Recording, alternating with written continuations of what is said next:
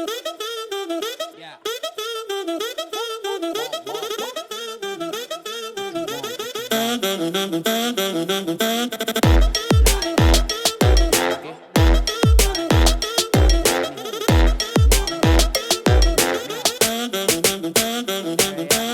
and welcome to Red's Business and Technology Podcast. I'm your host, Jackson Barnes. I'm your co-host, Brad Ferris. And today we're sitting down with Dan Boyes, who's the Chief Growth Officer from Growth Australia. We're going to be talking everything future fit-outs and office fit-outs and what the industry's done over the past few years and what's happening in the future. Dan, thanks for coming in. Really appreciate your time. Thank you both for having me. I'm thrilled to be here. Appreciate it. No problems, mate. Let's start with your background. So what did you do in your professional career before Growth Australia? Yeah, thank you. So prior to Growth, I was a commercial leasing agent at Savills here in Brisbane, focusing on office leasing in the CBD. So I think that's really where my passion for space, commercial property started. And some good friends of mine started the Growth Australia business. A bit of banter between friends, you know, you can sell commercial property, you should sell fit out, all of that sort of stuff. And that's sort of where the marriage and my romantic journey with Growth Australia began. Cool. And you just want to give an overview of Growth Australia, what you do, and also why you chose the name Growth Australia. Yeah, fantastic. The Growth Australia name is the word growth was an acronym of the founders' surnames. So Gilmore, Russell and Williams, and they sort of put those letters up on the board, and they had Taylor at that time as well, sort of muddled them around and came up with the word growth, quite a strong positive word. 3 Englishmen, it's part of the recruitment policy at Growth Australia to be English. So 3 Englishmen started it, and they tried to get the domain name Growth, wasn't available, and they thought it'd be pretty cool to have the word Australia, since we've all moved here, in the name. But I've got a bit of news at the end of the podcast of the what's next for Growth Australia. Okay, drum roll, hype. Yeah, stay tuned for that. First kind of thing, all right. Yeah, exactly. Off the press. Exactly. Yeah. Sign a waiver before you release this podcast, please. And so what does Growth Australia do?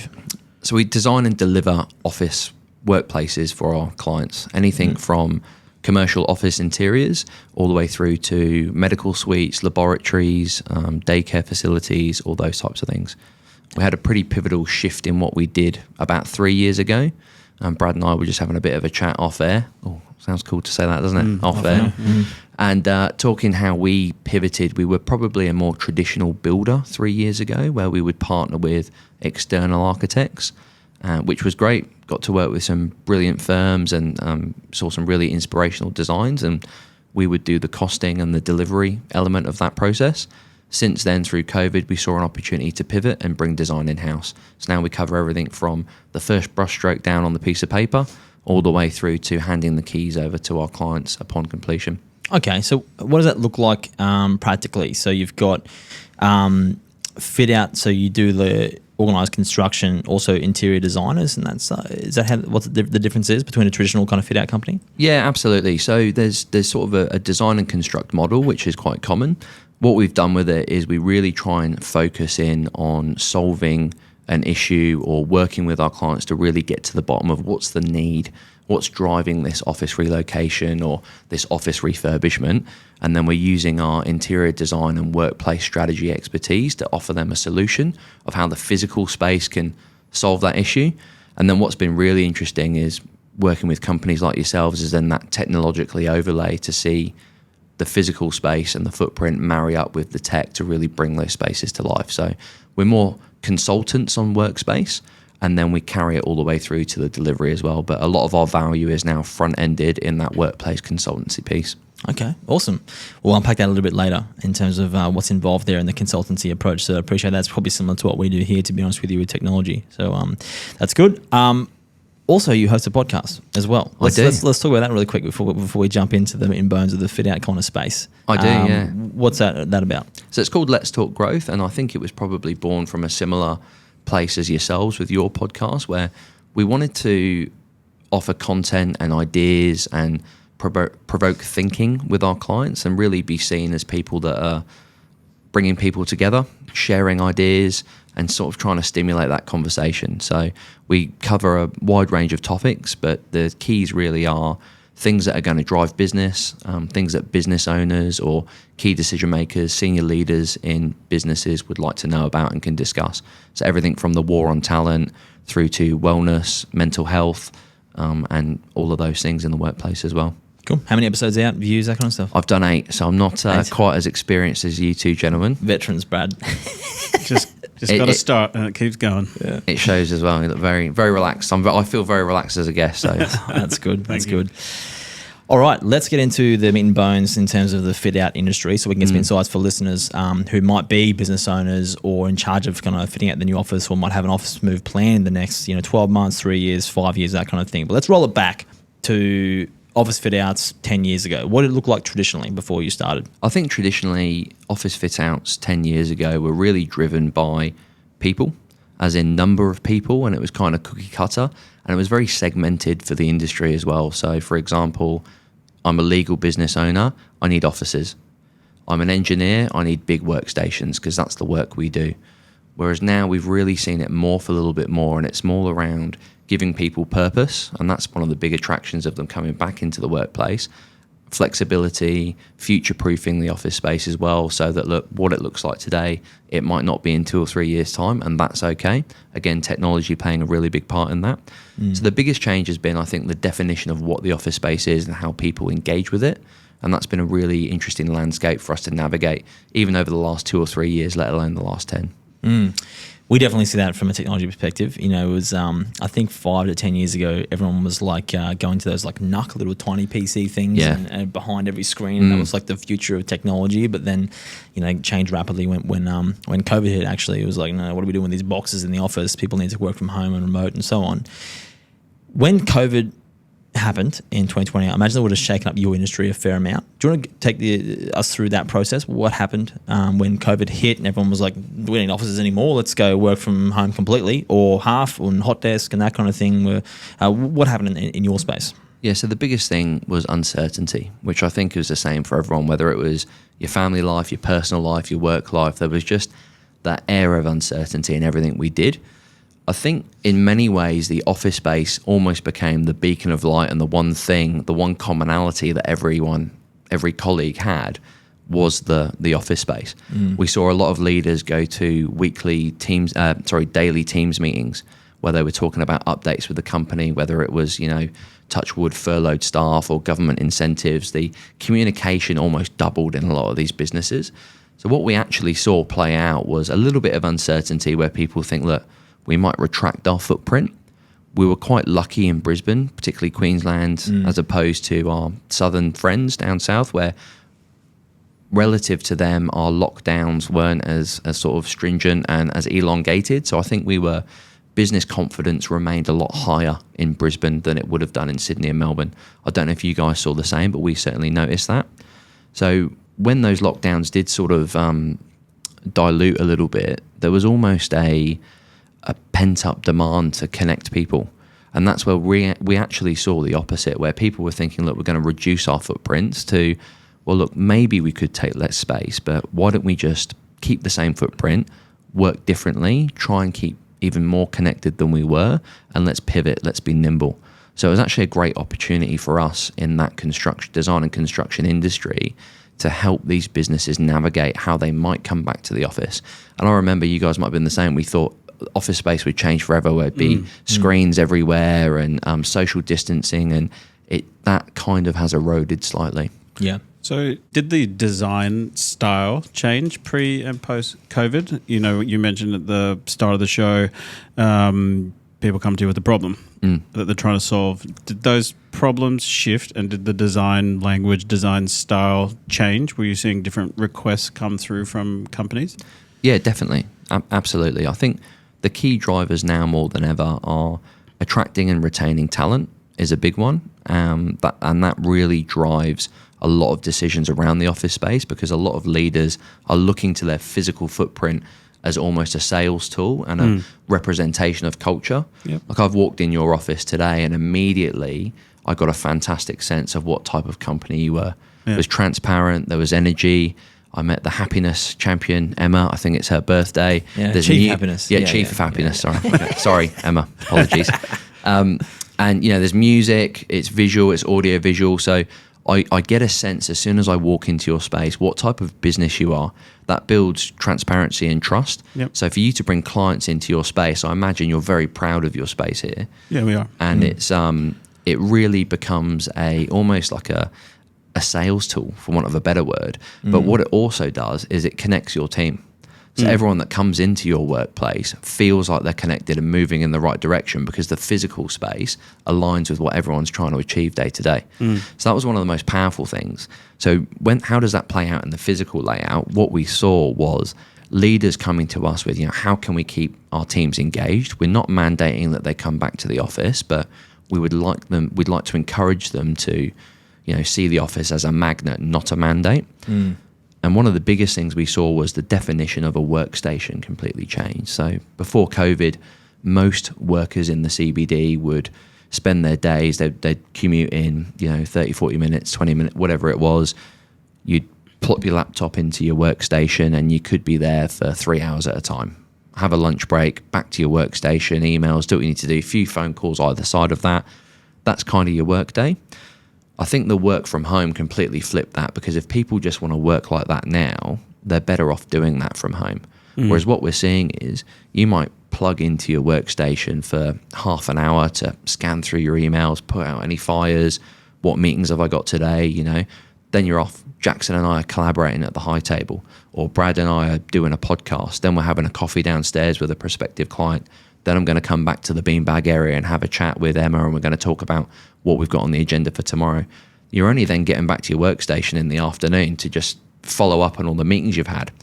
So the biggest key is to make sure that we are building those areas for people to succeed and to work all the different ways that they need to around the open plan workstation area. So more collaboration areas, more quiet rooms, all of those types of things.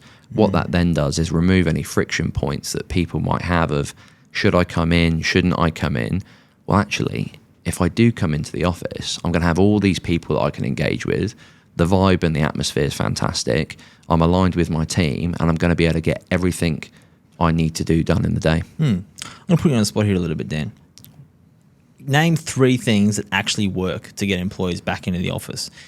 Pinball machines? Is it, events on a Friday afternoon? Like, what are the top 3 things you see? Because you're probably in a really good spot. You speak to a lot of people that say we want these things, and you probably see what actually works. I don't know if you have any stats on that, but name 3 things that actually work to get people back in the office. Mate, I'm going to flip it. None of them. Right. Honestly. Okay. So if we look at what culture is, the pinball machines, the table tennis tables, it's all superficial. The real key to it is Brad and Nigel as leaders filtering down that transparency of communication and showing people how to engage with the space, showing people how to engage with clients, how we want to work as a team. That is the only thing that creates real change. The pool table, the table tennis table, it's a fad. It can be a fad if it's not paired with substance. Yep. So the fact that you guys have married the two up, it accentuates how fun those activities are. But if you put those in there and they were just a Band-Aid solution, then it's insincere. So it loses its sincerity, and it doesn't play out how you want. So basically, when I get on the decks, Barnsey, and I make that remix song about you, when I sample you, I've sampled his voice, and I've redid that Barbara Streisand duck sauce song, but it's Jackson Barnes instead of Barbara Streisand. So that's what the team engages with. It's not the decks, it's a song. Exactly. It's a bit of both. It's the leadership and the meaning behind the song. It's the lyrics, Jackson. Yeah. No, I get it. I know where Brad's trying to go, which I don't want to go there. Hey, so Dan, challenging that then.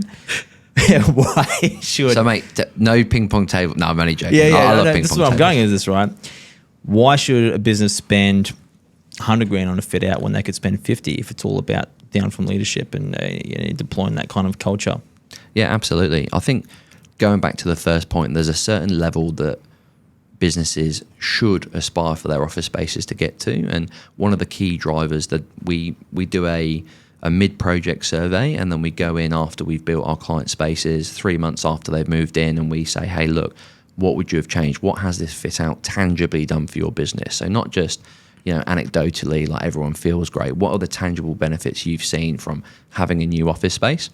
One of the biggest ones is that pride of bringing people into your space, and that has unlocked new levers of clients. It's binded people together a little bit more. So there are some tangible benefits to building the office space. But just going to open plan, just going to hot desking and agile based working doesn't mean that your culture is going to boost. So it's all of those things combined. But one of the biggest things we find, as I said, is that people move spaces when they feel like they no longer represent their brand or the way that they want to work or how their clients work as well. So if there's a misalignment in your branding image, your image of yourselves as a business and your physical space, that misalignment, you need to close that gap to make sure that it's working for you, not against you. That's good insights for why Grow's so successful in that space. You know, you have a consultation to learn about their business and their culture, and then you design an office around it, more so than just this is how we do hot desks and this is your breakout rooms. It depends on the kind of business they are and the kind of culture they're trying to put down on everyone else. What is trending, Dan, in the office fit out space recently? Is there anything new coming out in that space that's interesting to you that you're getting a lot of demand for recently? Yeah, the biggest thing, so 78% of our clients are now, their breakout spaces are being designed and built in conjunction with their reception spaces, which is really interesting. So if you think back even 5-10 years ago, your kitchen breakout was sort of at the back of the floor, hidden away. You didn't want those smells and those sights to be seen. But I think it goes back to that point we made earlier where you're really inviting people into your culture. The other thing it does is the traditional boardroom is gone, where you've got 4 walls. This is only a boardroom and that's the only thing it's used for. With the advancements in workplace technology, and you guys will be better placed to talk about this, we want to be able to use that boardroom in a multitude of ways. So we want it to have an operable wall, so we can also open it up and offer training. We want it to spill out into the breakout, so when we're hosting events with clients, we can start and do a presentation, and then we can use it as a golf simulator. We've got a golf simulator. I've seen your golf simulator. I know. I'm going back on what I said there about lead, but we've got good leadership as well. Using the boardroom in a multitude of ways, future-proofing the purposes of those spaces is really key. But again, one of the biggest things, people happy to have their kitchen breakout visible to clients when they come in, almost like a cafe-style welcome experience. So. Did you? I'm curious. Actually, there was these things. I think when COVID hit, certain vendors were trying to push you out in the office fit out space. There were like a box, like for people to go and make a phone call with like one person. The TARDIS. Did that actually take off? Was it a thing? Did people buy those? People did, and I think it's again, they're claustrophobic. They are a bit gimmicky. Yeah. There's other ways that you can sort of create good acoustics in the office space without enclosing people into little small boxes. Yeah, I couldn't believe it when I saw those things, and I saw it in an office. I was like, wow, people actually buy it, and they're expensive too. They are, very expensive. Yeah. Quiet rooms have gone, so offices have reduced by about 80%. So I can't speak for Brad. Brad's probably got a big shiny office in the corner, but it's he's nodding. This is awkward. No. I've also got a desk. We are seeing a lot of leaders move out of offices and go into the open plan, and those offices are becoming quiet rooms, Teams-enabled rooms, focus areas, those types of things as well. Okay, cool. What's the future of the fit out industry going to look like? Say, roll forward 5-10 years. What's going to change? I think artificial intelligence is a really interesting one, and I'm yet to see how that plays out. But it's when we talk about automation, technology, where that can go, how that changes your physical footprint. You know, can that AI replace mundane tasks that the team do year in, year out, day in, day out, and how's that going to play out in the physical space? I don't have an opinion on that yet, but that's something I'm excited to see and that's on our radar. We want to be early adopters of that so we can advise our clients on, look, hey, this is how you could potentially embrace this technology. You know, you're telling us you need 5,000 square meters, you've got 400 staff. If you were to embrace this sort of way of working, this way of technology, could that be 3,000 square meters? What would that look like? And how would you change the physical space to align with that? So are you envisioning, like, so we don't have a receptionist at the front, right? We've just got essentially a phone with a screen there, and you dial through the person you want, they come grab you. Are you envisioning there's going to be like a big screen there with an AI when you walk in, welcoming you, saying big who Jackson you want to speak hologram out the front? Yeah, that's cool. But That'd be a good idea. Yeah, if you look, singing the song. Singing the song. Maybe Emma will scare people away if it's me out there. But if you look at, like, that's not a waste of space, but that's a chunk of space out there that you're paying rent on that you're probably not utilising. You've got the big reception desk, the hero welcome, and then there's no one there to greet you. Yeah. So it's not a poor entry experience, but it's I think things like that will evolve as well. We were thinking of, you saw the Club Red sign. We were thinking of Red Lounge. Oh, nice. I like that. Yeah, up the top there. And There you go. having like a Repurpose the space. There used to be a turntable out there with records, so people could put on a record and play, but the guys stole it. That's out the back now. Yeah. Oh, there you go. So Dan, unless Brad, you have any other questions? Oh no, I'm just having a freestyle here. Critique our office, mate. You've done the tour. What are we doing wrong? What are we doing right? Ooh, he's put me on the spot again, hasn't he? Yeah. You thought I had a set agenda, mate. I can't use transparency and leadership on this one, can I? It's brilliant. I mean, I can already tell that our businesses are quite aligned. I mean, we've got a golf simulator that doubles up as a boardroom. Yeah, just Lucas, you didn't hear that. Definitely. It's got a bit of a slice on it though, unfortunately. It must does it? Nah, it must be broken. It's fantastic. So there's nothing I would change per se, because how we look at office spaces and the design team are different. They come through with a different lens where they're looking at, how people feel in the space and the color palette. So if you're walking into a light space, and one thing I would say is there's quite dark finishes throughout. So maybe some more lighter areas on the floor, because we really want to tap into as well, make it tangible, but understand when people are working in different environments, acoustically, visually, the light, arcadic rhythm, all of that stuff, how that affects their mood, their productivity, and all of those types of things. So that's one lens that we look at it. But as far as the elements that you've got, how I felt through the space, people were engaged, everyone looked friendly, and you've got a good mixture of work points as well, where it doesn't feel like a call center. There's different heights. You've got the sit-to-stand workstations, so that's always important as well. Yep. I think the meeting rooms make sense. They're on the perimeter, so a lot of people are now bringing sort of offices and that into the center of the core. So again, that natural light element probably comes through to the tech guys. Yep. But it's not one fit for all. There's not the perfect office space. There's so many elements to consider, and I suppose that's where that consultancy and that upfront stage one work we do with clients is so important to understand.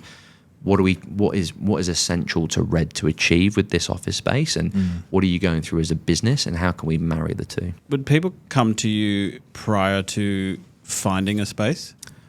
So with this, I'll just use current example. So we kind of inherited the layout here, and we had what we had to work with physically, if you like. We knocked down a few walls. Those offices continued down where the pool table and the video game, so we knocked down some walls, and we could do a bit, but obviously, we had to kind of work with what we had.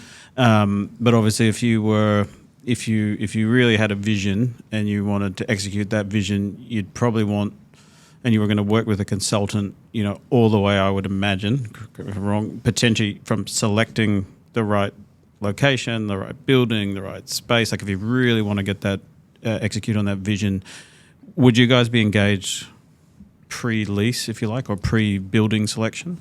Yeah, absolutely. So definitely, it's a great point. What our consultancy focuses on is getting you the right solution and safeguarding you throughout that process as well. So there's a couple of things we need to consider, and we don't want to be hemmed in. We don't want the property to lead the decision. We want the needs analysis and the need of the business to drive the process, not the other way around, i.e. we like this building, make us fit into this building. Right. We can absolutely do that. But ideally what we would do is sit down and do an hour's design workshop. And again, we make it tangible. So it's not it's not hypothetical thinking. It's getting to the core of how are you currently using your space now? What's working? What's not? Challenge your thinking around how much space you need and how your teams are going to engage with that space. We then build out what we call a ghost test fit. So that's an idyllic floor plate. It can be on a rectangle or a hexagonal core. Can do a central core, where central core essentially is if you can walk all around. Like a physical model?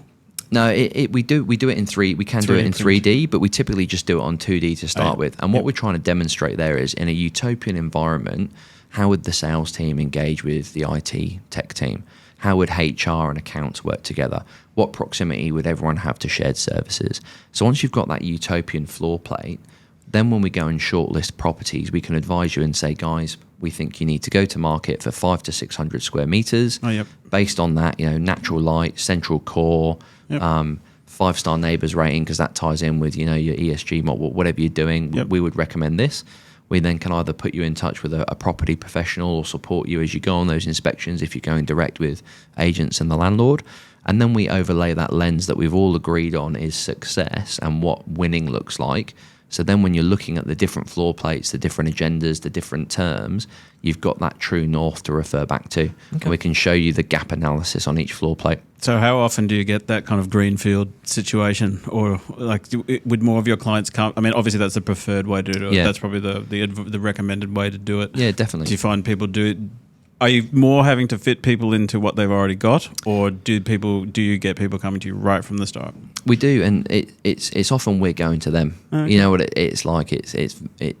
And I suppose because that's what we're searching for and what we're trying to represent, and the language we're using when we're talking to people, we're naturally gravitating towards those opportunities. If we come in too late in the piece, i.e., hey, we've got these buildings, we're going out to 3. Can you put your cheapest price in and cost this plan? That's just not where we add value. Yep. And we just don't want to play in that space if we don't. We're, as I said, we're skilled across all the disciplines, but the passion of the team and with our skill set and where we're geared is to really safeguard our clients at the front end.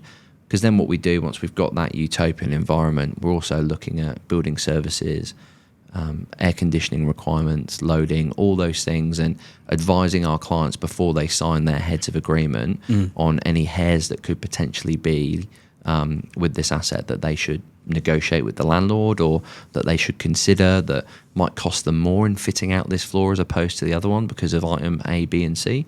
So really, before they sign their agreement, what they get from us is full transparency on what their space, what their fit out could cost, so how they can then apportion their incentive to work out what rent they're going to be paying in year 1, 2, 3, etc. What the fit out costs are going to be, what the fit out timeline is going to be, and anything that we see as potential hurdles that could cost them money down the track. Package that up before they make their financial decision, and then and safeguard them. And then stage 2 for us is carrying through to the build, which, believe it or not, it is the easy part. It's a lot of the work's done in that procurement and the front end. Imagine it would be, to be honest. What are some fails you've seen from people that go and do a fit out and maybe will you in after and say, probably should have consulted you first, but we've gone and done this. What are some fails you've seen? Yeah, so it's brilliant. It's like the bad tattoos, isn't it? It's hard to, similar sort of thing. Should do it for office spaces. Now, look, and again, soundproofing and acoustics is a massive one. Okay. So that's one of the things in cost plans that people take out the most. Is it gets optioned out all the time because it's essentially baffle that you don't see. Sometimes it can sit on the wall, like you've got here, that acoustic treatment. It's not cheap to install. And it's baffle that goes above the ceiling and sort of in between the partitions as well. That really improves the acoustic properties of meeting rooms. But people don't tangibly put a value to it because they just assume if it's an enclosed room, it should be fully soundproof, and it's not the case. So when we do that post survey with our clients, one of the biggest things that they wish they'd done was create more collaboration space. And also really take the acoustic properties and the baffle a little bit more seriously. So we're going in and retrofitting those areas after the fact. So no major horrors. People sort of have lended too much room to reception spaces, but that's starting to change. Okay. Size of breakout spaces being too small, that type of thing. But I certainly haven't seen meeting rooms coming out of ceilings and that sort of stuff. So no real horror shows. Didn't expect that, but that's some good insight. People listening around the sound and acoustics for meeting rooms, that kind of stuff. Yeah. And I envision what you touched on there around the breakout rooms being too small. Is that because they try and get less square meterage and try and fit all the people in? They're not focus so much on the breakout spaces. I think it's just a little bit of a change of thinking as well for a lot of business owners. Typically, particularly in the legal fraternity, they don't want, if you're not at your desk billing, you're not being productive. So lunchrooms were kept quite small and weren't seen as third spaces where people could collaborate or have a casual meeting or do a presentation or do a town hall. That's completely changed. The breakout now is being seen as a foundation to bring different teams together for a bump meeting or try and encourage that collaboration, which fosters the culture. So it's a shift in mindset, But one of the good ways to do that is to tech enable the breakouts as well. So they are multi-purpose. You do have AV that you can present on. You can plug your laptop in and do some work there if you need to, or have a casual meeting, those types of things. Good insights. What's next for Growth Australia? Well, is this the mic drop moment? I won't drop the mic. It's fixed. It's stationed. It is. If it wasn't, I would have dropped it. So we are rebranding. Cool. And I think it's I won't say the name. Oh, it's mate, there's no mic drop if you're not going to tell us a name. It's Well, he's not dropping the mic. All right, so. I will. It's we're going from Growth Australia. Australia's gone. Okay. We're now Growth Workplace Design.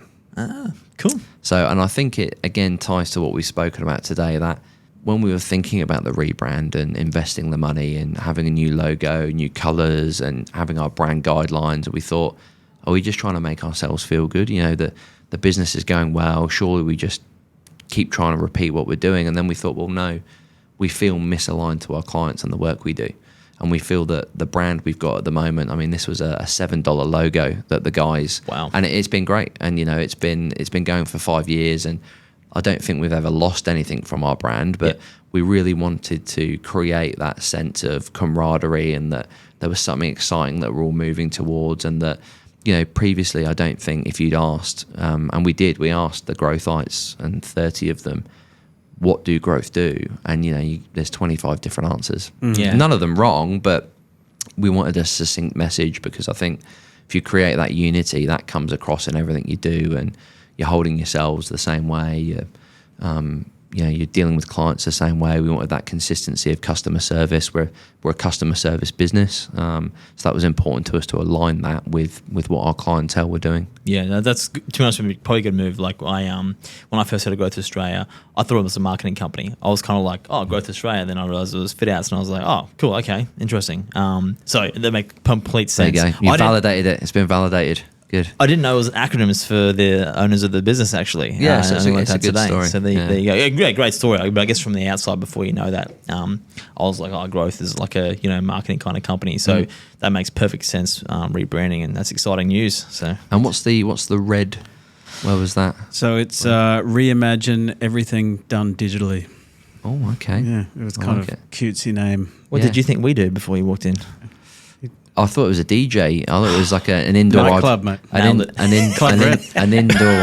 Ibiza sort of vibe. I was expecting the VR goggles to come out, and we do have VR goggles. I'm not surprised. No, I knew it was digital and that, but I think the way you guys engage with your clients and the amount of services you offer, is that similar? Is there some synergies there? Do you find that you're more consultants than just, hey, we need definitely right. So all we are is really like the consulting piece and support that's around technology. That's all Red really is, right? And started as that pure digital advisory business before we went on to the support side. So advice is basically a large portion of what we do around technology. And as you probably know, within technology being so broad, there's a lot of gaps in knowledge for business owners and CFOs and so on. So that's kind of where we fit. We have the same problem though, right? Like quite often people will come and they have a tech stack and they'll say, make that work. Yeah. Whereas our preference is, well, actually, this is the better solution, but, you know, it's always give and take and costs involved and moving and changing. And so. And do people often underestimate or overestimate what changing that stack or getting a better solution would be? I definitely, choose my words here, it can be quite thankless at times in the sense that I don't think the average customer has any idea how much that goes on behind the scenes to deliver the outcome that they ultimately are looking to achieve. Look, the hard part for us is, I'm going off down a tangent here, but you walk around an office and if you got broken desks and you got nowhere to have meetings, you know you're in a bad state. With technology, it's kind of hidden. You don't, unless there's a hit with obviously something cyber threat wise or a breach, you know it's a problem. But before then, just little niggly things. The underlying is the problem. So people don't therefore see a lot of value in it, or no otherwise, because they've had that same kind of IT environment for quite some time, so they don't know there's a problem. And technology changes so much. What is awesome 5 years ago is very bad right now. Yeah, so absolutely. It's quite different in our space. And I'm interested to get your guys' thoughts, because when we think about technology, we really overlay it as early as we can in the piece, because we understand that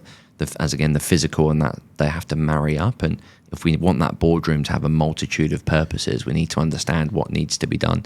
Do you guys ever walk through layouts or your clients' office spaces and think, look, this is just not, if this was designed differently, it would, similar, like, so connectivity is probably, connectivity and things like, meeting room systems, etc., are really important. So again, it would be nice to be brought in probably when you're doing your assessment, because can't connect to the Wi-Fi or Wi-Fi is not working is like one of the biggest issues that we get. But you're sometimes constrained by, you either have to run cables through brick walls or places where cables really can't be run retrospectively, or you have to put in more devices. Like there's, it would be ideal if, yes, you're involved at the design stage. Yeah, sure. Especially around connectivity. Which we do sometimes for like current businesses or clients. They'll send us a floor plan and say, like, where are we putting the rack, for example, where we putting firewalls and access points and that kind of stuff. So we do kind of get involved a little bit in that. And obviously in the meeting tech space, which kind of gets bolt on later most of the time, to be honest with you,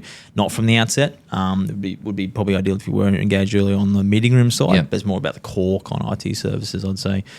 People need it like to provide Wi-Fi and a network, secure network, that kind of stuff is where we kind of usually get involved. Yeah, fantastic. And I like the support element that you guys provide as well. We're very similar in a sense that consultancy is important. And I think post-COVID, with all the uncertainty it goes back to, you're so right, it's that clear advice from a trusted provider that people rely on, but then they also rely on the support.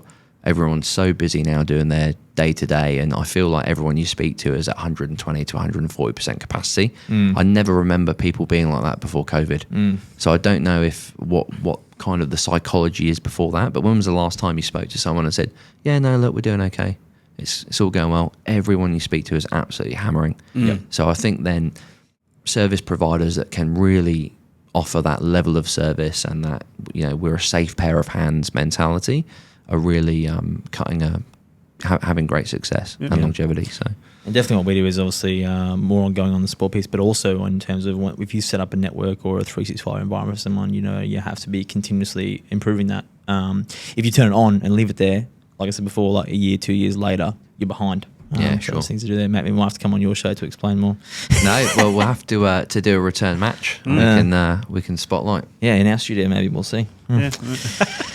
All right, Dan, mate, thanks, Ken. Really appreciate your time. You shared some good insights around future fit out space and what's happening and that kind of how it helps culture and get people back in the office. So I do appreciate what you've shared today. If someone wants to get in touch with you or find out more, how can they reach you?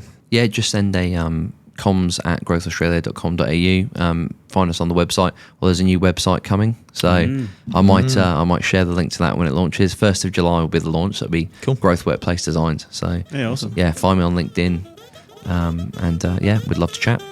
Thanks, Dan. Thanks for coming in. Thanks, gents. Cheers.